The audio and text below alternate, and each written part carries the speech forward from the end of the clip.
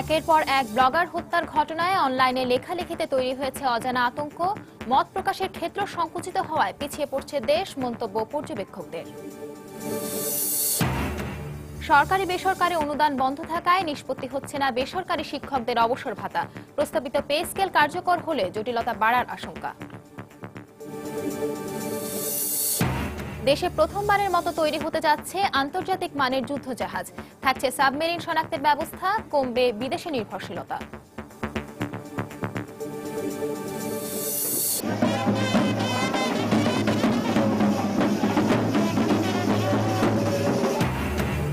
শুভ জন্মাষ্টমী উপলক্ষে রাজধানী সহ দেশের বিভিন্ন স্থানে বর্ণাঢ্য র্যালি। শ্রীকৃষ্ণের পবিত্র জন্মতিথিতে মন্দিরে মন্দিরে পূজা অর্চনা। এবং হাঙ্গেরিতে আটকে পড়া অভিবাসীদের প্রবেশের সীমান্ত খুলে দিল অস্ট্রিয়া ও জার্মানি। ইউরোপকে 2 লাখের বেশি শরণার্থী নিতে জাতিসংঘের আহ্বান।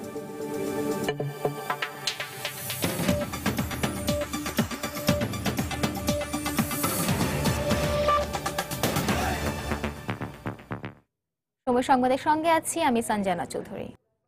সাম্প্রতিক সময়ে একের পর এক ব্লগার হত্যা ও তথ্য প্রযুক্তি আইনের 57 ধারায় আইন আটকের ঘটনায় অনলাইনে লেখালেখির ব্যাপারে মানুষের মধ্যে তৈরি হয়েছে অজানা আতঙ্ক।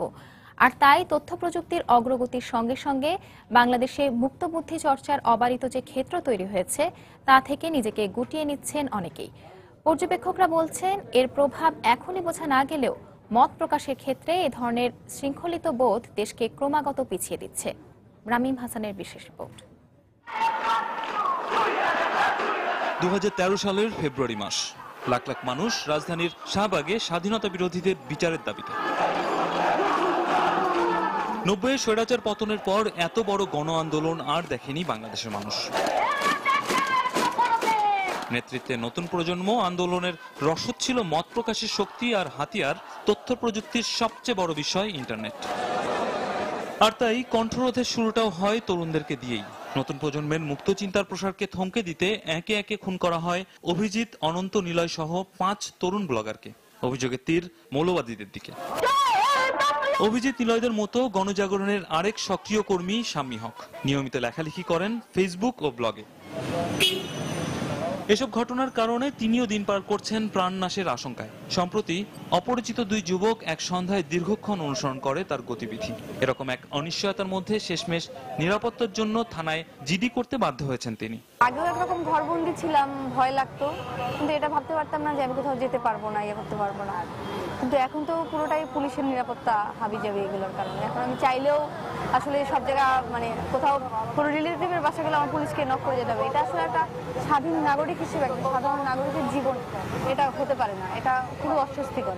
আর মুক্তমনাদের উপর এসব হামলা ও হুমকির প্রভাবটা সরাসরি পড়ছে তরুণ প্রজন্মের চিন্তাধারার উপর। লিখতে গেলে আসলে অনেক সময় মনে হয় যে হ্যাঁ, আশঙ্কা কাজ করে যে আমার ক্ষেত্রেও এরকম হবে কিনা। কোনো একটা শব্দ চয়ন করি তখন আমার মাথায় একটা চিন্তা চলে আসে যে আসলে কি এই শব্দটা কারো উপর কোনো প্রভাব ফেলবে।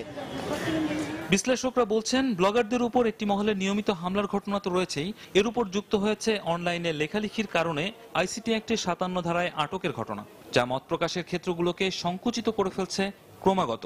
আগে শৃঙ্খলিত বোধটা থাকতো লেখকদের মধ্যে কিংবা রাজনৈতিক নেতাদের মধ্যে। এখনকার একটা ব্যাপার হচ্ছে যেটা ফেসবুকে আসার কারণে এটা ব্যাপক সংখ্যক মানুষের এই শৃঙ্খলিত বোধটা আসছে। একটা সমাজ যদি এরকম আতঙ্কের মধ্যে থাকে তাহলে সেই সমাজে তো সৃজনশীলতা, গণতান্ত্রিক আবহাওয়া, ভাবধারা কিছুই হওয়া সম্ভব না। সব মিলিয়ে বাংলাদেশে মুক্ত চিন্তা চর্চাকারীদের জন্য এক উভয় সংকটময় পরিস্থিতি। এর ফলে ইন্টারনেটের অগ্রগতির মধ্য দিয়ে নতুন প্রজন্মের মধ্যে স্বাধীন চিন্তার যেই চারণভূমি তৈরি হচ্ছিল তা বাধাগ্রস্ত হচ্ছে অনেকখানি। পর্যবেক্ষকরা বলছেন এই পরিস্থিতি চলমান থাকলে তা বাংলাদেশের চলমান যে অগ্রগতির ধারা তাকে বাধাগ্রস্ত করতে পারে অনেকভাবেই।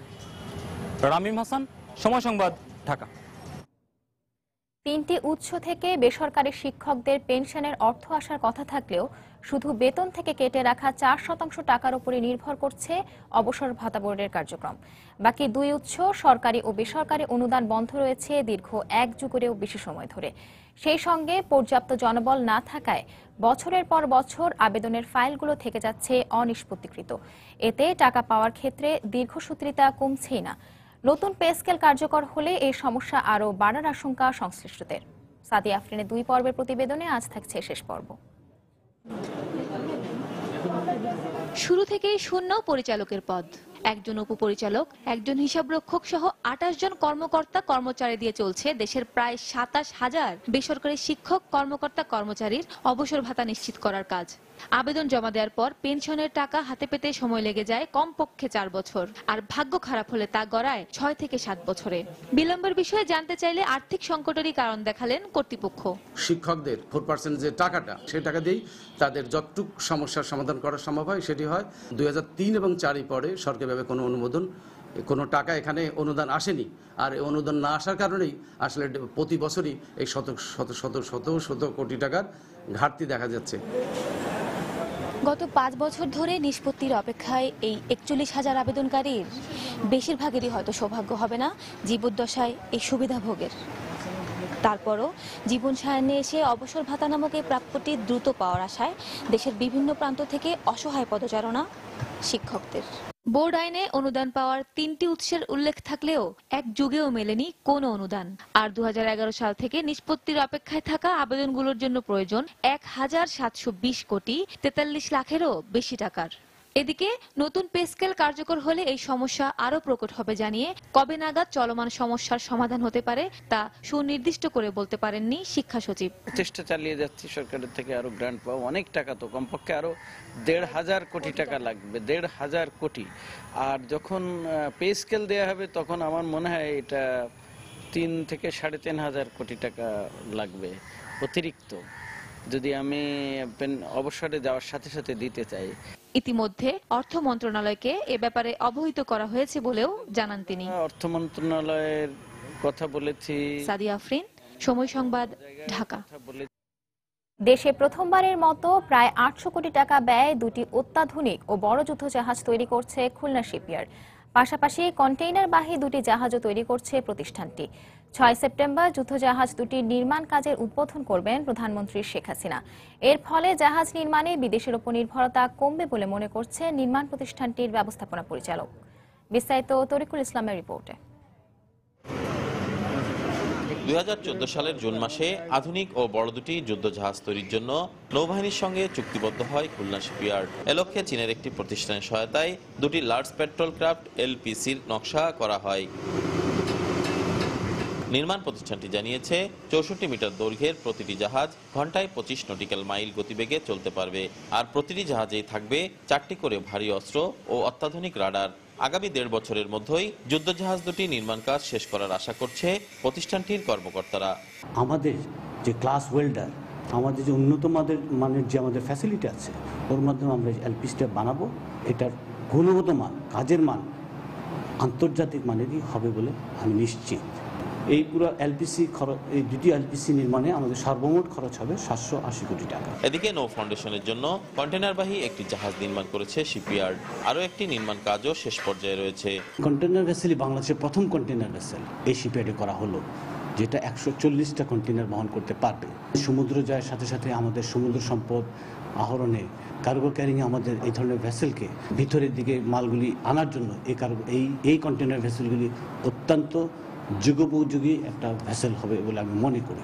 অত্যাধুনিক এই যুদ্ধজাহাজ 2টি শত্রুপক্ষের সাবমেরিন শনাক্তের পাশাপাশি তাদের উপর আক্রমণ চালাতে সক্ষম হবে বলে জানিয়েছেন সংশ্লিষ্ট কর্তৃপক্ষ। তরিকুল ইসলাম, সময় সংবাদ, খুলনা। কোনো চিকিৎসক কিংবা সার্জন নয়, চিকিৎসকদের পরিবর্তে কিডনি পরিবর্তন, হৃদযন্ত্র এবং প্রাণঘাতী ক্যান্সারের অপারেশন করছে যন্ত্রমানব হিসেবে পরিচিত রোবট। শরীরের অঙ্গ না কেটে, রক্ত না ঝরিয়েই জটিল সব অপারেশন সেরে নিচ্ছে ফ্রান্স এবং আমেরিকার যৌথ প্রস্তুতকৃত 6 হাত বিশিষ্ট রোবট দ্য ভিঞ্চি। চিকিৎসা শাস্ত্রে বিজ্ঞানের এ ব্যবহারকে বৈপ্লবিক পরিবর্তন হিসেবে দেখছেন চিকিৎসকরা। ভারত ঘুরে এসে শাখাবাদ টিপুর ক্যামেরায় বিস্তারিত জানাচ্ছেন কমল দে। অভিনব একটি যন্ত্রে মাথা ঢুকিয়ে হাত পা নেড়ে চলেছেন এক অভিজ্ঞ চিকিৎসক। আর চিকিৎসকের হাত পা নাড়ানোকে অনুকরণ করে চলেছে কিছুটা দূরত্বে থাকা 6 হাতের রোবট দা ভিঞ্চি। আর দুজনের মাঝে টেবিলে শুয়ে আছে রোগী। অপারেশন থিয়েটারে ঢুকে এ ধরনের রোবোটিক অবস্থা দেখে অবাক হতে হবে, তবে এটি এখন বাস্তবতা। চিকিৎসকের এই হাত পা নাড়ানোর অনুকরণের মাধ্যমে রোবটটি সেরে নিচ্ছে জটিল সব অপারেশন। গত 1 বছর আগে 35 কোটি টাকা মূল্যের এই রোবটটি তৈরি করেছিল ফ্রান্স এবং আমেরিকা। আর গত 2 মাস ধরে এটি ব্যবহার করছে ভারতের অ্যাপোলো হাসপাতাল। রোবোটিক সার্জারি এই যন্ত্র ব্যবহারের মাধ্যমে সফলভাবে জটিল রোগের অস্ত্রোপচার করা যায়। এছাড়া 1 সপ্তাহের মধ্যেই রোগী স্বাভাবিক অবস্থায় ফিরতে পারে। ডিফিকাল্ট অপারেশন লাইক দিস, গলার ভেতর যে কোনো ধরনের টিউমার বা ক্যান্সার বাইরের থেকে কোনো রকম কাটাছেঁড়া না করে আমরা রোবোটিক আর্ম, যেটা 5 মিলিমিটারের ছোট্ট আর্ম হবে, সেগুলো আমরা মুখের ভেতর দিয়ে গলার মধ্যে ঢুকিয়ে পুরো টিউমারটাকে বার করে নিয়ে চলে আসতে পারি। শুধু রোবট দা ভিঞ্চি নয়, কোলন ক্যান্সার থেকে শুরু করে যে কোনো জটিল রোগ দ্রুততার সাথে নির্ণয়ের জন্য উদ্ভাবন করা হয়েছে সেলভিজিও নামের একটি বিশেষ যন্ত্রের। এই যন্ত্রের সাহায্যে শরীরের অভ্যন্তরের সব খুঁটিনাটি যেমন ধরা পড়ে, তেমনি কঠিন সব সেল সংগ্রহ এবং পরীক্ষা করা যায় নিমিষেই। একই সাথে ব্যবহার করা হয় বিশেষ ক্যামেরা ক্যাপসুল। অ্যাজ অ্যান এন্ডোস্কোপিস্ট আমরা কোনোদিন ভাবতে পারতাম না আগে যে আমরা সেল লেভেল অবধি দেখতে পারবো। আমরা ভেসেল দেখতাম, টিস্যু দেখতাম, টিউমার দেখতাম, ওগুলো বায়োপসি নিয়ে পাঠাতাম। এই পরীক্ষাটা আমি বলবো যে এটা যখন আরো ডেভেলপ করে যাবে, এটা হিস্টোলজিকে রিপ্লেস করে দেবে। চিকিৎসকরা জানিয়েছেন আগে কিডনি পরিবর্তনে 7 থেকে 8 ঘন্টা এবং হৃদরোগের অপারেশনে 6 থেকে 7 ঘন্টা লাগলো, এখন রোবট ব্যবহার কারণে তা 3 ঘন্টায় নামিয়ে আনা হয়েছে। একই সাথে অপারেশন রোগীরা 3 থেকে 4 দিনের মধ্যে বাড়ি ফিরে যেতে পারছেন। বিজ্ঞানের সহযোগিতা নিয়ে চিকিৎসা শাস্ত্র কতটুকু এগিয়ে চলেছে তার উৎকৃষ্ট উদাহরণ এই রোবোটিক অপারেশন। জটিল সব অপারেশন নির্ভুলভাবে সম্পন্ন করছে দা ভিঞ্চি নামের এই যন্ত্রমানব। ভারতের কলকাতা থেকে কমল দে, সময় সংবাদ। রাজধানীর বিমানবন্দর এলাকা থেকে অপহরণকারী চক্রের 7 সদস্যকে আটক করেছে র্যাব। এই মুহূর্তে উত্তরার র্যাব 1 কার্যালয়ে এই বিষয়ে সাংবাদিকদের ব্রিফ করা হচ্ছে। আমরা সরাসরি চলে যাচ্ছি সেখানে। আমরা পেয়েছি এছাড়া অতীতে সে ডিবির সোর্স হিসেবে কাজ করত এবং এই ডিবির সোর্স হিসেবে 6-7 বছর কাজ করার পর একটি সময় সে নিজেই এই সংঘবদ্ধ দলটি তৈরি করে এবং ডিবির সহকারী কমিশনার পরিচয়ে নিজেই সে এই অপহরণ করে ছিনতাই শুরু করে। ইতিপূর্বেও তারা বেশ কয়েকটি অপহরণ করেছে এবং এই অপহৃত ব্যক্তিদের নির্মমভাবে নির্যাতন করে তারা অনেক টাকা মুক্তিপণ আদায় করেছে। এ দলের অন্যতম বৈশিষ্ট্য তাদের একটি মেয়ে সদস্য রয়েছে যার নাম আমরা পেয়েছি নিপা বেগম। সে মূলত বরিশালে দেহ ব্যবসার সাথে জড়িত ছিল এবং এই দেহ ব্যবসার একটি পর্যায়ে দলনেতা জসিমের সাথে তার পরিচয় হয় এবং তাকে সে ঢাকায় নিয়ে এসে বিভিন্ন ধরনের অপরাধ কার্যক্রমের সাথে জড়িত করে এবং তারা স্বামী স্ত্রী পরিচয়ে টঙ্গীতে একটি বাসায় অবস্থান করত। এছাড়া অন্যান্য যে সদস্যগুলো রয়েছে তারা বিভিন্ন সময়ে চুরি, ছিনতাই সহ অন্যান্য অপরাধের সাথে জড়িত ছিল বলে আমরা তাদের কাছ থেকে স্বীকারোক্তি পেয়েছি। আপনাদের যদি কোনো প্রশ্ন থাকে। আমরা যে কয়েকটি ঘটনা শুনেছি তাদের কাছ থেকে, তারা সব জায়গায় ডিবি পরিচয় দিয়েই তারা এই অপহরণগুলো করত। রাস্তা থেকে কাউকে হঠাৎ করে ভয় দেখিয়ে, হাত করা এবং লাঠি দিয়ে ভয় দেখিয়ে তারা তুলে নিত, তুলে নিয়ে তাকে অপহরণ করত এবং তার পরিবারের কাছে মুক্তিপণ দাবি করত। এই চক্রগুলো মূলত যেটা করে, তারা গাড়িতে করে ঢাকার বিভিন্ন রাস্তায় ঘুরতে থাকে। যতক্ষণ না পর্যন্ত তাদের মুক্তিপণ আদায় না হয় ততক্ষণ পর্যন্ত ঢাকার বিভিন্ন রাস্তায় তারা ঘুরতে থাকে। এই চক্রগুলোর বিভিন্ন রাস্তাগুলোর মধ্যে রয়েছে 300 ফিট নতুন রাস্তাটি, ঢাকা এয়ারপোর্টের রাস্তা, টঙ্গী, গাজীপুর কিংবা আশুলিয়া। এছাড়াও তারা অনেক সময় পল্টন, ওই সমস্ত এলাকায়ও এই কাজগুলো করে থাকে।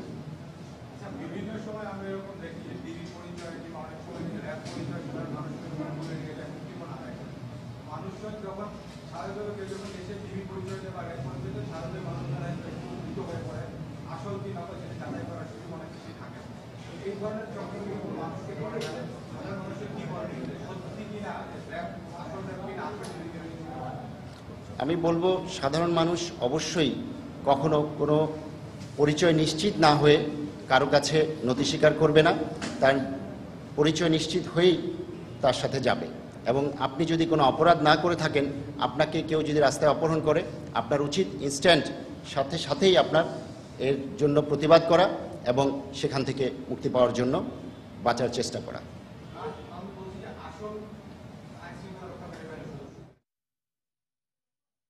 দর্শক, রাজধানী বিমানবন্দর এলাকা থেকে 7 অপহরণকারীকে আটকের বিষয়ে সাংবাদিকদের ব্রিফ করছিলেন র্যাবের আহ্বায়ক লেফটেন্যান্ট কর্নেল তুহিন মোহাম্মদ মাসুদ। আমরা এতক্ষণ ছিলাম সেখানে।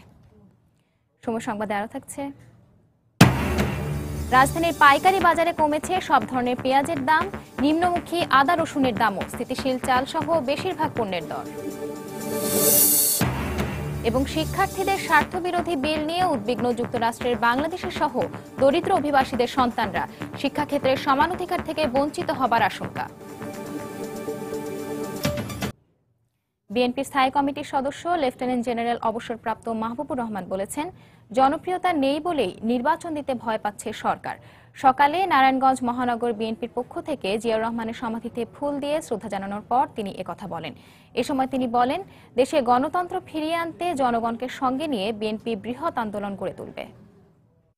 নির্বাচন তো গণতন্ত্রের একটা অত্যন্ত গুরুত্বপূর্ণ একটা অধ্যায়। নির্বাচন হতেই হবে এবং সেই নির্বাচন নিশ্চয়ই অবাধ, সুষ্ঠু, নিরপেক্ষ হতে হবে। 5ই জানুয়ারির নির্বাচন অত্যন্ত প্রশ্নবিদ্ধ, এটা কোনোভাবেই স্বতঃসিদ্ধ হয়নি। আমাদের যে মুক্তিযুদ্ধ, তার মূল কথা ছিল গণতন্ত্র, সে গণতন্ত্রকে পুনরুদ্ধার করতে হবে। আমি মনে করি সার্বিকভাবে নিশ্চয়ই আজকে সরকার জনপ্রিয় সরকার নয়। যদি তাই হতো তাহলে সরকারই এগিয়ে আসতো, এখন ইলেকশন করো, তাছাড়া এগিয়ে আসতেছে না। এগুলো বাস্তবতা, আমি মনে করি এগুলো যৌক্তিকও বটে। শুভ জন্মাষ্টমী উপলক্ষে রাজধানীতে শোভাযাত্রা করেছে হরে কৃষ্ণ নামহট্ট নামে একটি ধর্মীয় সংগঠন। সকালে ফার্মগেটে কৃষিবিদ ইনস্টিটিউটের সামনে থেকে শোভাযাত্রাটি শুরু হয়। শোভাযাত্রাটি বিজয় সরণি হয়ে সংসদ ভবন এলাকা প্রদক্ষিণ করে কৃষিবিদ ইনস্টিটিউটের সামনে এসে শেষ হয়। সনাতন ধর্মাবলম্বী ভক্তরা শোভাযাত্রায় অংশ নেন। পৃথিবীতে দুষ্টের দমন আর সজ্জনদের রক্ষার জন্যই ভগবান শ্রীকৃষ্ণ এই দিনে পৃথিবীতে আবির্ভূত হয়েছিলেন বলে মতবাদ প্রচলিত আছে। শ্রীকৃষ্ণের এই আবির্ভাব তিথিতে ভক্তরা শুভ জন্মাষ্টমী হিসেবে পালন করে থাকেন।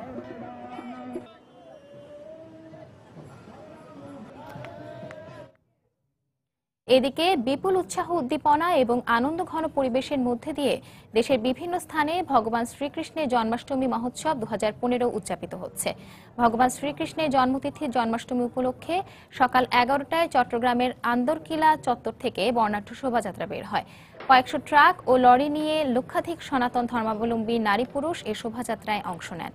এ সময় শ্রীকৃষ্ণের জীবনের নানা কাহিনী এবং ঘটনা তুলে ধরা হয় বিভিন্ন উপকরণের মাধ্যমে। এদিকে জন্মাষ্টমী উপলক্ষে নগরীর JM সেন হলে 3 দিনব্যাপী অনুষ্ঠানমালার আয়োজন করেছে জন্মাষ্টমী উদযাপন পরিষদ।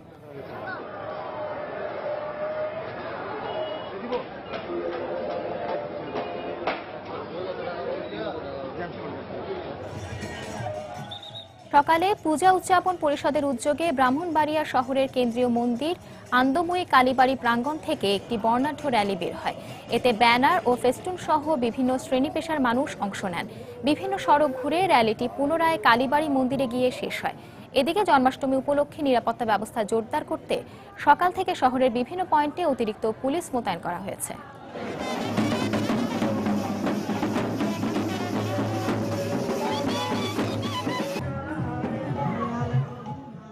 এদিকে জন্মাষ্টমী উদযাপন পরিষদের উদ্যোগে সিলেটের মির্জা জাঙ্গাল পয়েন্ট থেকে একটি শোভাযাত্রা বের হয়। এতে বিভিন্ন বয়সী সনাতন ধর্মাবলম্বীরা অংশ নেন। শোভাযাত্রাটি নগরীর বিভিন্ন সড়ক ঘুরে আবার মির্জা জাঙ্গাল গিয়ে শেষ হয়। এছাড়া সিরাজগঞ্জ, মানিকগঞ্জ ও শরীয়তপুর, নওগাঁ সহ দেশের বিভিন্ন স্থানে জন্মাষ্টমী উপলক্ষে র্যালি ও শোভাযাত্রা সহ নানা কর্মসূচি পালিত হচ্ছে।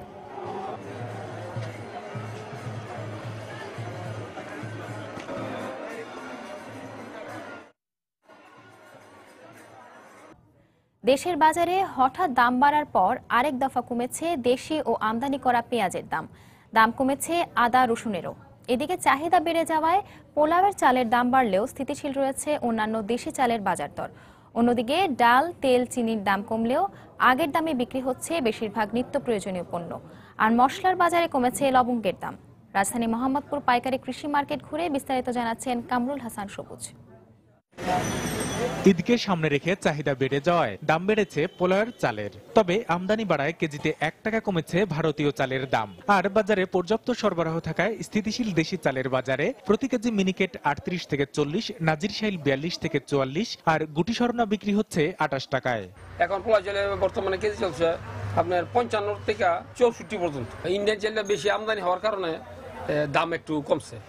বর্তমানে 28 টাকা কেজি চলছে, বস্তায় 50, 60, 70 টাকা কমছে। এদিকে সরবরাহ সংকটে হঠাৎ দাম বাড়ার পর চলতি সপ্তাহে আরেক দফা কমেছে পেঁয়াজের দাম। পেঁয়াজের পাশাপাশি কমেছে আদা রসুনের দামও। সপ্তাহের শুরুতে প্রতি কেজি রসুন 95 থেকে 100 টাকা আর আদা বিক্রি হচ্ছে 65 থেকে 70 টাকায়। এই সপ্তাহে বাজার 10 টাকা হইতে 12 টাকা কমছে। দেশি পেঁয়াজ এই সপ্তাহে বেচছে যে আপনার 65 থেকে 80 টাকা, আর এলচি পেঁয়াজ বেচছে 50 থেকে 55 টাকা, আর রসুনের দামও কমছে কেজিতে 5 টাকা, আদার দাম কমছে 10 টাকা, বাজার কমবে। এদিকে বোতলজাত সয়াবিনের দাম স্থিতিশীল থাকলেও এ সপ্তাহে কমেছে খোলা সয়াবিন ও পাম অয়েলের দাম। আর এক সপ্তাহের ব্যবধানে দেশি ডালের দাম কেজিতে 5 থেকে 7 টাকা কমে বিক্রি হচ্ছে 115 থেকে 117 টাকায়। দাম কমেছে চিনিরও, তবে আগের দামেই বিক্রি হচ্ছে ছোলা সহ অন্যান্য পণ্য সামগ্রী। মসুরের ডালের দাম কমছে, তারপরে খোলা তেলের দাম কমছে, গ্যালান তেলের দাম কমে নাই, চিনির দাম কমছে। পাম তেল বিক্রি হচ্ছে 80 টাকা, এখন কমে 68-66 টাকা বিক্রি হচ্ছে। চিনির দাম কমা দিকে আছে, 1820 টাকার মধ্যে বিক্রি হচ্ছে, এখন বস্তা 1720 টাকা, 30 টাকা, 40 টাকা এমন বেচাকেনা হচ্ছে। আর মশলার বাজারে লবঙ্গের দাম কমেছে কেজিতে 50 টাকা, বিক্রি হচ্ছে 1000 থেকে 1100 টাকায়। তবে স্থিতিশীল রয়েছে এলাচ, গোলমরিচ সহ অন্যান্য মশলার বাজার দর। কামরুল হাসান সবুজ, সময় সংবাদ, ঢাকা। চট্টগ্রামে গুলিতে তালিকাভুক্ত শীর্ষ সন্ত্রাসী আরমান হাজারি নিহত হয়েছে। পুলিশের দাবি বন্দুকযুদ্ধ। ভোরে চান্দগাঁও এলাকায় এ ঘটনা ঘটে। পুলিশ জানায়, দীর্ঘদিন থেকে পলাতক আরমান হাজারিকে গতকাল সন্ধ্যায় স্থানীয়রা আটক করে পুলিশে সোপর্দ করে। পরে তার দেয়া তথ্যানুযায়ী চান্দগাঁও এলাকায় অস্ত্র উদ্ধারে অভিযানে যায় পুলিশ। এ সময় তাদের লক্ষ্য করে আরমানের সহযোগীরা গুলি ছোড়ে। আত্মরক্ষার্থে পুলিশও পাল্টা গুলি ছুড়লে দুপক্ষের মধ্যে বন্দুকযুদ্ধ শুরু হয়। এক পর্যায়ে বাকিরা পালিয়ে গেলেও গুলিবিদ্ধ হন আরমান। পরে আহত অবস্থায় চট্টগ্রাম মেডিকেল কলেজ হাসপাতালে নেওয়া হলে কর্তব্যরত চিকিৎসক তাকে মৃত ঘোষণা করেন। নিহতের বিরুদ্ধে বায়েজিদ ও পানগাঁও থানায় 8টি মামলা রয়েছে বলে জানিয়েছে পুলিশ। রাজধানীর সূত্রাপুরে গ্যাসের চুলা বিস্ফোরণে 3 জন অগ্নিদগ্ধ হয়েছেন। গতকাল সন্ধ্যার পর সূত্রাপুরের হেমন্ত দাস রোডের একটি বাসায় এ ঘটনা ঘটে। এ ঘটনায় একই পরিবারের 2 জন সহ গ্যাসের চুলা মেরামতকারী আহত হন। স্বজনরা জানান, সন্ধ্যার পর গ্যাস সংযোগ মেরামতের সময় চুলাতে বিস্ফোরণ ঘটে। এ সময় শহীদ 4 বছরের শিশু ইয়াসফি ও মেরামতকারী রমজান অগ্নিদগ্ধ হন। আহতদের ঢাকা মেডিকেল কলেজ হাসপাতালের বার্ন ইউনিটে ভর্তি করা হয়েছে।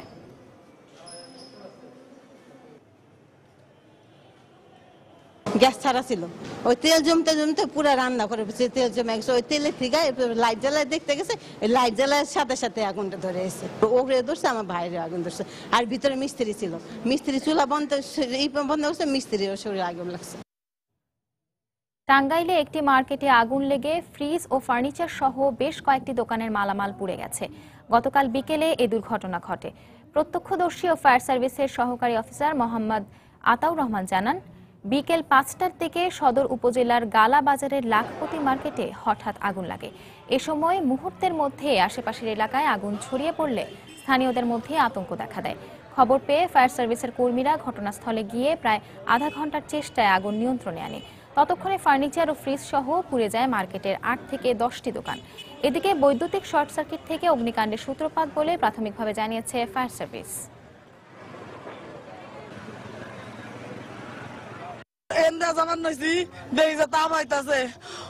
আমি বাইরে খালি সিকির দিছি যে আমার মার্কেটে আগুন ধরছে, তোমরা গাও।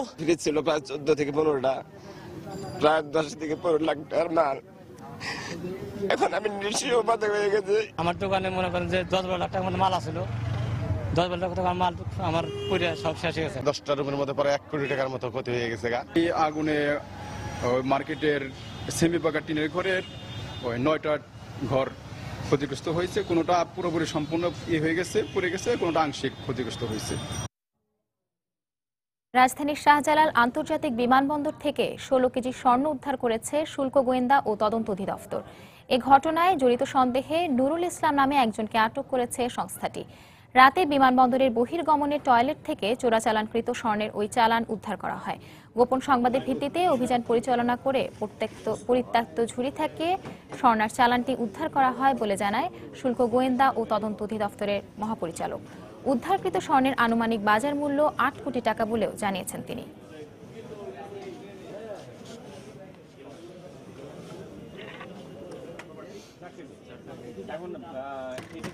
ইমিগ্রেশনের বাইরে যে বাথরুম, সে বাথরুমের ভেতরে যে বিন আছে, সে বিনের ভিতরে রেখে তিনি পালিয়ে যান।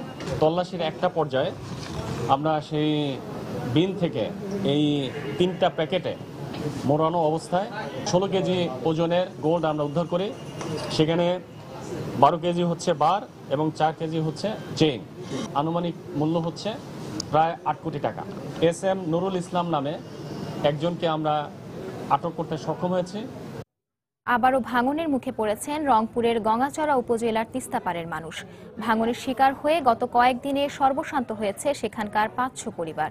ঘরবাড়ি হারিয়ে অনেকে আশ্রয় নিয়েছেন বিভিন্ন শিক্ষা প্রতিষ্ঠান ও শহর রক্ষা বাঁধে। স্থানীয়দের অভিযোগ, ভাঙন রোধে সংশ্লিষ্ট কর্তৃপক্ষ কোনো ব্যবস্থা নেয়নি। তবে পানি উন্নয়ন বোর্ড বলছে এরই মধ্যে কাজ শুরু করেছে তারা। মানিক সরকারের রিপোর্ট। বুধবার রাত থেকেই গঙ্গাচড়া উপজেলার তিস্তাপাড়ে আকস্মিকভাবে বেড়ে যায় ভাঙ্গনের ভয়াবহতা। এই ভাঙ্গনে সবচেয়ে বেশি ক্ষতিগ্রস্ত হয়েছে আলমবেদিতর ও কোলকন ইউনিয়ন। গত কদিনে এ দুটি ইউনিয়নের 5 শতাধিক পরিবার সর্বশান্ত হয়েছে। এদের মধ্যে কেউ কেউ ঘরবাড়ি সরিয়ে নিতে পারলেও অধিকাংশই হারিয়েছেন তাদের ভিটে মাটি। গরু বাছে সব বাড়িঘর সব মেশাকার হয়ে গিয়েছে। এখন যে আমরা আশ্রয় নেবো কোনো নিরুপায়। শোক আমাদের চলে গেল। বাড়ি ঘর, গরু ছাগল, ভুট্টের থেকে শুরু করে জমি জায়গা সবে মেশাকার। ভাঙ্গনের তীব্রতা বাড়ায় হুমকির মুখে রয়েছে একটি ফাজিল মাদ্রাসা ও একটি সরকারি প্রাথমিক বিদ্যালয় সহ বেশ কয়েকটি প্রতিষ্ঠান। ভাঙ্গন কবলিতদের অভিযোগ, নদীর ভাঙ্গন ঠেকাতে এখনো পর্যন্ত কোনো পদক্ষেপ নেয়নি পানি উন্নয়ন বোর্ড। আমাদের এই যে আঙ্গা সাহায্যতে আসে, সামান্য একটু কাজ দেখানো কাজ করে আর কাজ করে না। এভাবে আমার প্রতি বছরে আমার লাঞ্ছিত। প্রথম ভাদর মাস পড়ছে থেকেই প্রায় 400-500 ঘর চলে গেল। কোনো সরকার কোনো অ্যাকশন নেয়ছে না। পানি উন্নয়ন বোর্ডের লোকজন আসে উনি দেখে, কোনো খোঁজ খবর নাই। আসে চলে যায়, 2 একজন এমনি ঘুরে ঘুরে চলে গেল, কোনো খবর নাই, কোনো কাজও করে না। আসে কোনো কারোর সঙ্গে কোনো কিছু নাই। তবে পাউব কর্মকর্তারা বলছেন ভাঙ্গন ঠেকাতে ইতোমধ্যেই কাজ শুরু করেছেন তারা। হাজিপাড়া যে আমরা স্পার করেছিলাম, স্পারগুলো নদীতে চলে গেছে। আমরা এখানে 5টা স্টাফ করেছিলাম। তদ্রুপ আমরা সাউথপাড়া স্পার করেছিলাম, সেগুলো আমাদের কিছু ক্ষতি হয়ে গেছে। আমরা নতুন করে আবার স্পার করার চিন্তা ভাবনা করতেছি। ইনশাল্লাহ আমরা মোকাবিলা করতে পারবো। এদিকে ক্ষতিগ্রস্তদের সহায়তার আশ্বাস দিলেন স্থানীয় সরকার মন্ত্রণালয়ের প্রতিমন্ত্রী ও স্থানীয় সংসদ সদস্য। আমি আগে আমাদের ফান্ডের অবস্থাটা কি আছে, এখানকার চিফ ইঞ্জিনিয়ার রংপুরের সঙ্গে কথা বলে তারপরে আমি এই বিষয়গুলো আসবো। গঙ্গাচড়া উপজেলার 9টি ইউনিয়নের মধ্যে 7টি ইউনিয়নের অধিকাংশ মানুষই কম বেশি নদী ভাঙনের শিকার। মানিক সরকার, সময় সংবাদ, রংপুর। এদিকে পাহাড়ি ঢল ও টানা বর্ষণের কারণে ভেঙে গেছে সুনামগঞ্জের বেশ কিছু এলাকার সড়ক। এতে চরম দুর্ভোগে পড়েছেন ভাঙন কবলিত এলাকার কয়েক হাজার মানুষ। গত কয়েকদিনের বন্যায় দোয়ারা বাজার উপজেলার হকনগর ও বগলা শহর সড়কের বেশ কয়েকটি স্থানে ভাঙন দেখা দিয়েছে। এছাড়া সড়কের ওপর দিয়ে পানি প্রবাহিত হওয়ায় বন্ধ রয়েছে যান চলাচল। এতে দোয়ারা বাজার উপজেলার সঙ্গে লক্ষ্মীপুর, সুরমা, বাংলা বাজার ও গিরিশনগর সহ কয়েকটি এলাকার সড়ক যোগাযোগ বিচ্ছিন্ন হয়ে পড়েছে। এক স্থান থেকে অন্য স্থানে যাওয়ার জন্য এসব এলাকার লোকজনের এখন একমাত্র বাহন নৌকা।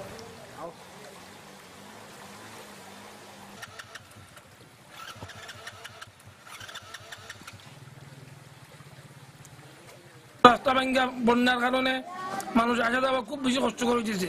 স্কুল মাদ্রাসা ছেলে মেয়ে বা বড় মানুষ চলাফেরা করতে পারি না। গাড়ি যাইতো এখন নৌকাদার, আমরা চলতে খুবই কষ্ট হয় আমাদের। এখানে গাড়ি ঘোড়া তো দূরের কথা, মানুষ হাঁটতে পার হওয়ার কোনো সুযোগ সুবিধা নাই। ক্ষেত খামার সব পানিতে সয়লাভ হয়ে গিয়েছে। এমত অবস্থায় সরকারের হস্তক্ষেপ কামনা আমরা করি। উপজেলা পরিষদ থেকে স্বল্প খরচে চেষ্টা করে যাচ্ছি কিছু দোয়ারা বাজার উপজেলার সামনের এই ভাঙনটিকে প্রতিরোধ করার জন্য। এখানে যে রকম ক্ষয়ক্ষতি হচ্ছে, ওই ক্ষয়ক্ষতির পরিমাণ বিবেচনা করে ওই রকম প্রাক্কলন প্রস্তুত করে আমরা কর্তৃপক্ষকে জানাবো। ভরা মৌসুমেও ভোলার মেঘনা তেঁতুলিয়া নদীতে ইলিশের দেখা মিলছে না। জালে কাঙ্ক্ষিত মাছ ধরা না পড়ায় চরম দুর্দিনে দিন কাটাচ্ছেন জেলেরা। পাশাপাশি লোকসান গুনতে হচ্ছে ব্যবসায়ীদের। এ অবস্থায় জেলেদের সহায়তার আশ্বাস দিয়েছেন জেলা প্রশাসক। এদিকে মৎস্য বিভাগ জানিয়েছে জলবায়ু পরিবর্তনের কারণে নদীতে ইলিশ কমে গেছে। নাসির উদ্দিন লিটনের তথ্য, উৎপল দেবনাথের ছবি নিয়ে ডেস্ক রিপোর্ট। বছরের পর বছর মেঘনা ও তেঁতুলিয়া নদীর পানি থেকে জীবন জীবিকা চালাচ্ছেন দ্বীপ জেলা ভোলার জেলেরা। গত মৌসুমে জেলেদের জালে ঝাঁকে ঝাঁকে ধরা পড়লেও এবছর দেখা মিলছে না রূপালী ইলিশের। তবুও প্রতিদিনই আশায় বুক বেঁধে নদী সাগরে ছুটছেন তারা, কিন্তু অধিকাংশ জেলেকেই ফিরতে হচ্ছে খালি হাতে। মাছ না থাকায় নদী পাড়ে নৌকা ভিড়িয়ে জাল বুনেই অলস সময় পার করছেন জেলেরা। এতে ইলিশ নির্ভর এই বিশাল জনগোষ্ঠীর জীবন জীবিকা পড়েছে সংকটের মুখে। মহাজনের ঋণ পরিশোধ সহ সংসার চালাতে হিমশিম খাচ্ছেন তারা। নদীতে এবছর মাছ নাই, খুবই কষ্টকর চলতেছে। তারপরে জীবন যাপন করা খুবই কষ্ট। বাজার সদান দেয় না, তিন ওরা ঠিক মতন সারিকে ভাত খাইতে পারি না। ঠিক আছে, আমরা কোনোরকম বেকার আড়ি। গাঙ্গের মাছ আছে, আঙ্গো খাওয়ানো আছে, গাঙ্গের মাছ গেছে, আঙ্গো খাওয়ানো গেছে। মাছ না হওয়ার কারণে মানে কেউ দানা দিন দিন বাড়তে আছে, আর মানে কমানোর মনে কোনো ক্যাপাসিটি নাই। এদিকে দাদন ব্যবসায়ীদের দাবি, দাদনের টাকা পরিশোধ না করে জাল ফেলে পালিয়ে যাচ্ছেন জেলেরা। এতে মূলধন হারিয়ে আর্থিক সংকটে পড়তে হচ্ছে তাদের। আমরা যারা ব্যবসা করতেছি, আমাদের ব্যবসা খুবই মন্দা। 4 মাস অলরেডি চলে গেছে, আশা অনুরূপ কোনো মাছ পড়ে নাই। এখন পর্যন্ত আমি 5 লাখ টাকা লসে আছি। গাড়ি 120 জন আরেকজন আছে, সবের একই পরিস্থিতি। আর জেলা মৎস্য কর্মকর্তা জানিয়েছেন, জলবায়ু পরিবর্তনের কারণে ভরা মৌসুমেও নদীতে ইলিশ পাওয়া যাচ্ছে না। জলবায়ুগত পরিবর্তনের কারণেই সাগরে ইলিশ মাছ থাকা সত্ত্বেও তারা নদীতে আসছে না। আশা করা যাচ্ছে আগামী মাসের থেকেই মাইগ্রেশন শুরু হবে, সাগর থেকে ঝাঁকে ঝাঁকে ইলিশ নদীতে উঠে আসবে। এদিকে জেলেদের আর্থিক সহায়তার আশ্বাস দিলেন জেলা প্রশাসক। মৎস্যজীবী সম্প্রদায়ের লোকজন ক্ষতিগ্রস্ত হচ্ছে, এই বিষয়টি পর্যালোচনা করছি। তাদের পাশে কিভাবে দাঁড়ানো যায় সেই বিষয়টি আমরা পর্যালোচনা করে দেখব এবং সেই লক্ষ্যে আমরা প্রয়োজনীয় সুপারিশ মালা সরকারের নিকট উপস্থাপন করব। ভোলায় 2 লাখেরও বেশি মানুষ মাছ শিকার করে জীবিকা নির্বাহ করেন। সময় সংবাদ, ভোলা। যুক্তরাষ্ট্রের নিউ ইয়র্কে সরকারি শিক্ষা প্রতিষ্ঠান বিরোধী বিলে স্বাক্ষর করেছে ভোট অফ প্রুফ সংখ্যাগরিষ্ঠ কাউন্সিল সদস্যরা। দরিদ্র শিক্ষার্থীদের স্বার্থবিরোধী বিলটি আইনে পরিণত হলে বাংলাদেশি সহ দরিদ্র অভিবাসীদের সন্তানেরা শিক্ষাক্ষেত্রে সমান অধিকার থেকে বঞ্চিত হবে। তবে শেষ ভরসা হিসেবে স্বয়ং city council speaker Melissa Mark Viverito এবং শিক্ষা বিষয়ক কমিটি চেয়ারম্যান ড্যানিয়েল ড্রম বিলটি আইনে পরিণত হওয়া ঠেকাতে লড়াই চালাচ্ছেন। নিউ ইয়র্ক প্রতিনিধি শিহাবুদ্দিন কিসলুর তথ্য ও ছবি নিয়ে ডেস্ক রিপোর্ট। সরকারি স্কুলগুলোকে টিকিয়ে রাখতে নিউ ইয়র্ক সিটি হলে বিক্ষোভ কর্মসূচির আয়োজন করে juice for racial and economic justice এবং দেশিজ রাইজং আপ অ্যান্ড মুভিং ড্রাম। শিক্ষক ও শিক্ষার্থীদের সংগঠন সহ 25টি নাগরিক অধিকার সংগঠন যোগ দেয় এই বিক্ষোভে।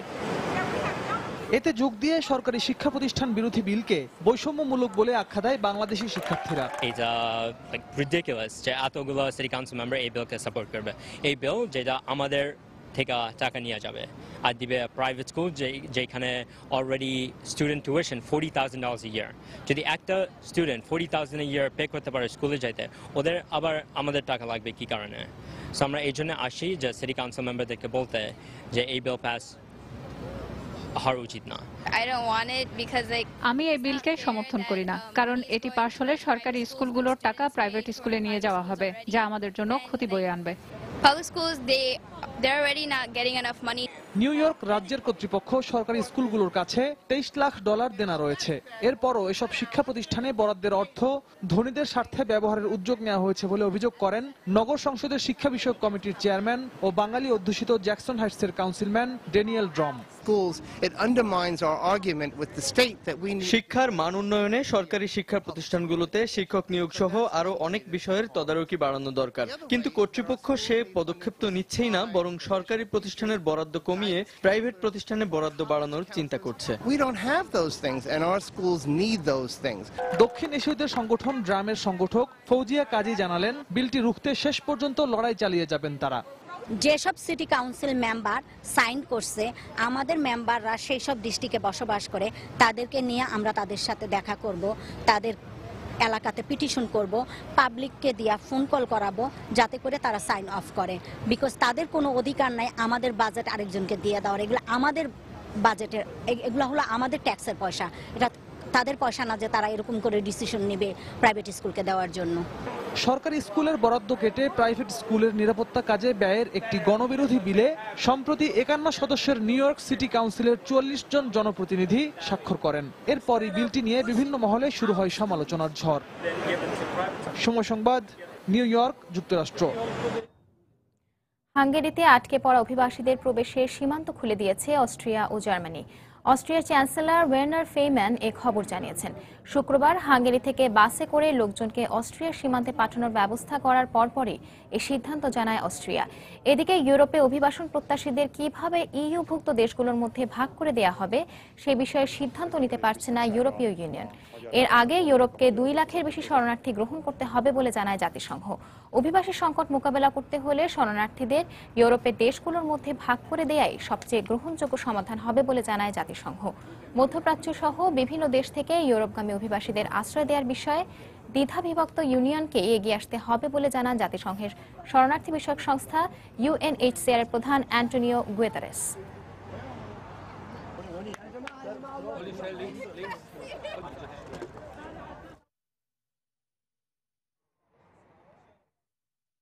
খেলার খবর। ICRC আন্তর্জাতিক শারীরিক প্রতিবন্ধী ক্রিকেট টুর্নামেন্টের খবর। বিকেএসপির 4 নম্বর মাঠে টস জিতে ব্যাট করতে নামে শক্তিশালী পাকিস্তানকে 113 রানের টার্গেট দিয়েছে বাংলাদেশ। সেখানে আছেন আমাদের রিপোর্টার সাজিদ মুস্তাহিদ। ম্যাচের সবশেষ খবর জানতে আমরা সরাসরি চলে যাচ্ছি তার কাছে। সাজিদ। ধন্যবাদ সঞ্জন। আপনি যেমনটা জানেন যে 5 জাতীয় যে টি-20 ক্রিকেট টুর্নামেন্টে আজ দ্বিতীয় দিন এবং দ্বিতীয় দিনে কিন্তু নিজেদের টানা দ্বিতীয় ম্যাচে বাংলাদেশ আজ পাকিস্তানের বিপক্ষে খেলতে নেমেছিল। প্রথমে টস জিতে ব্যাট করতে নেমে বাংলাদেশ কিন্তু গতকাল যেমনটি স্কোর করেছিল আমরা দেখেছিলাম 117 রান, আজও কিন্তু তার কাছাকাছি স্কোর করেছে। 113 রানের টার্গেট দিয়েছে পাকিস্তানকে, 112 রানে বাংলাদেশ অল আউট হয়ে গিয়েছে তাদের শেষ ওভারে। আজ কিন্তু আসলে আমরা দেখেছি যে গতকাল বাংলাদেশ যে ইংল্যান্ডের বিপক্ষে ম্যাচটি খেলেছিল, ইংল্যান্ড কিন্তু অনেক অভিজ্ঞ একটি দল, তারা 15 বছর ধরে এই ফরম্যাট খেলছে বা তারা ক্রিকেট খেলছে তাদের প্রতিবন্ধী দলটি। কিন্তু পাকিস্তান কিন্তু 2007 সাল থেকে খেলা শুরু করলেও সম্প্রতি ইংল্যান্ডকে তারা ওয়ানডে এবং টি-20 সিরিজে হারিয়েছিল এবং এই টুর্নামেন্টে যে 5টি দল আছে তাদের মধ্যে সবচেয়ে শক্তিশালী দলগুলোর একটি কিন্তু এই পাকিস্তান দল। তারপর আমরা দেখেছি যে শুরুতে বাংলাদেশ কিছু উইকেট হারিয়ে ফেললো, পরের দিকে আমরা জানি আমিন উদ্দিন এবং গত ম্যাচে যিনি আসলে ম্যান অফ দ্য ম্যাচ হয়েছিলেন, ম্যাচ সেরা তীর্থ, তিনি কিন্তু শেষ উইকেটে বেশ কিছু গুরুত্বপূর্ণ কয়েকটি রান দলের জন্য তিনি যোগ করেছেন এবং তার ব্যাটে কিন্তু আসলে বাংলাদেশ 100 রানের স্কোর পার করতে পেরেছে। এবং আরেকটি বিষয় আপনাকে জানাবো, পাকিস্তানের যে দলটি আছে এই দলটি কিন্তু অনেক অভিজ্ঞ একটি দল এবং এই দলে বেশ কয়েকজন ক্রিকেটার আছে যাদের কিনা পাকিস্তানের ঘরোয়া প্রথম শ্রেণীর ক্রিকেট খেলার অভিজ্ঞতা আছে। তবে এই মুহূর্তে কিন্তু এখন পাকিস্তান দল এবং বাংলাদেশ দল ড্রেসিং রুমে আছে, তাদের ইনিংস ব্রেক চলছে এবং কিছুক্ষণ পরে মাঠে নামবে বাংলাদেশ এবং পাকিস্তানের লক্ষ্যটা খুব একটা বেশি না, কারণ গতকালই কিন্তু পাকিস্তান আফগানিস্তানকে হারিয়েছিল 119 রানের টার্গেট তাড়া করে। তো সেক্ষেত্রে বাংলাদেশের কিন্তু যাদের বোলারদের কিন্তু কাজটা এখন অনেক বেশ কঠিনই বলা চলে, কেননা তাদের পাকিস্তানের ব্যাটসম্যানরা অনেক অভিজ্ঞ এবং তাদের কিছুদিন আগেও তাদের একজন মাতলুব একজন ব্যাটসম্যান আছেন যিনি কিনা ইংল্যান্ডের এগেইনস্টে তার সেঞ্চুরি ছিল। তো এবং তাদের যে অধিনায়ক তিনিও খুব ভালো ক্রিকেট খেলেন। সো তাদেরকে আসলে যদি অল আউট করতে হয় বা তাদের এই ম্যাচ যদি বাংলাদেশকে জিততে হয় তাহলে বোলিং এর সাথে বাংলাদেশকে ফিল্ডিংও খুব ভালো কিছু করতে হবে।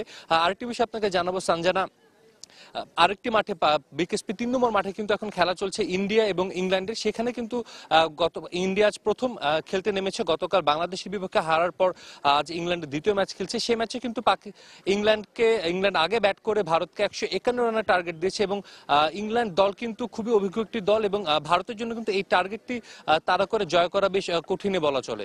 তো সঞ্জনা, এই ছিল আমার কাছে এখানকার সর্বশেষ খবর। দর্শক, বিকেএসপি থেকে শারীরিক প্রতিবন্ধী ক্রিকেট টুর্নামেন্টের বাংলাদেশ বনাম পাকিস্তান ম্যাচের সবশেষ খবর জানাচ্ছিলেন রিপোর্টার সাজিদ মুস্তাহিদ। এবার ইউরো বাছাই পর্বের খবর। নিজেদের ঘরের মাঠে মারিও গোৎসের জোড়া গোলে পোল্যান্ডকে হারিয়ে প্রতিশোধ নিল জার্মানি। ইউরো বাছাই পর্বের প্রথম লেগে পোলিশদের কাছে হেরেছিল জার্মানরা, তবে ফিরতি লেগে পোল্যান্ডকে 3-1 গোলে হারিয়ে ইউরোর মূল পর্বে এক ধাপে গিয়ে গেল জার্মানরা। ফ্র্যাঙ্কফুর্টের ভলসব্যাংক স্টেডিয়ামে জার্মানি আর পোল্যান্ডের টানটান উত্তেজনার ম্যাচের শুরুতে 12 মিনিটে বায়ার্ন মিউনিখের স্ট্রাইকার থমাস মুলারের গোলে এগিয়ে যায় জার্মানি। এর কিছুক্ষণ পরে গোৎসের গোলে নিজেদের লিড দ্বিগুণ করে নেয় স্বাগতিকরা। তবে বিরতিতে যাবার আগে 36 মিনিটে একটি গোল শোধের সুযোগ পায় অতিথিরা। দলের বড় তারকা রবার্ট লিওয়ান্দস্কির হেড থেকে একটি গোল পায় পোল্যান্ড। এরপর খেলার দ্বিতীয়ার্ধে পোলিশরা বারবার আক্রমণ চালালেও প্রতিপক্ষের শক্তিশালী রক্ষণভাগের কারণে গোল করতে ব্যর্থ হয়। তবে খেলার শেষ প্রান্তে 82 মিনিটে গোৎসের দ্বিতীয় গোলটি জার্মানদের জয় নিশ্চিত করেন। এ জয়ের মধ্য দিয়ে ডি গ্রুপের 7 ম্যাচে 16 পয়েন্ট নিয়ে শীর্ষে রয়েছে জার্মানি, আর 14 পয়েন্ট নিয়ে তাদের পরের স্থানে আছে পোল্যান্ড। এ পর্যায়ে শিশু সংবাদ জানিয়ে দিচ্ছি আরেকবার।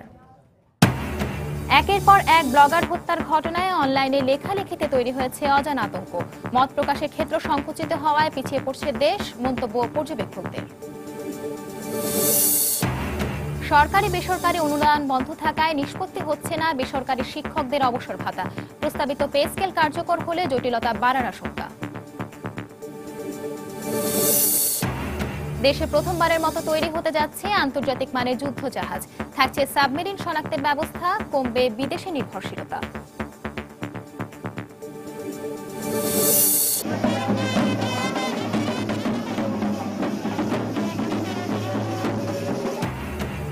শুভ জন্মাষ্টমী উপলক্ষে রাজধানী সহ দেশের বিভিন্ন স্থানে বর্ণাঢ্য র্যালি। শ্রীকৃষ্ণের পবিত্র জন্মতিথিতে মন্দিরে মন্দিরে পূজা অর্চনা। এবং হাঙ্গেরিতে আটকে পড়া অভিবাসীদের প্রবেশের সীমান্ত খুলে দিল অস্ট্রিয়া ও জার্মানি। ইউরোপকে 2 লাখের বেশি শরণার্থী নিতে জাতিসংঘের আহ্বান। এই ছিল এখনকার মতো। যে কোনো খবর পেতে ভিজিট করুন সময়নিউজ.tv। যে কোনো বাংলা লিংক রবি ও সিটিসেল নম্বর থেকে সময় সংবাদের খবর অনুষ্ঠান সম্পর্কে জানতে এবং যে কোনো তথ্য সময় সংবাদকে জানাতে ডায়াল করুন 16242 নম্বরে। এছাড়া এই মাত্র পাওয়া খবর আপনার মোবাইলে পেতে SMS করুন *SN লিখে পাঠিয়ে দিন 16242 নম্বরে। সঙ্গেই থাকুন সময়।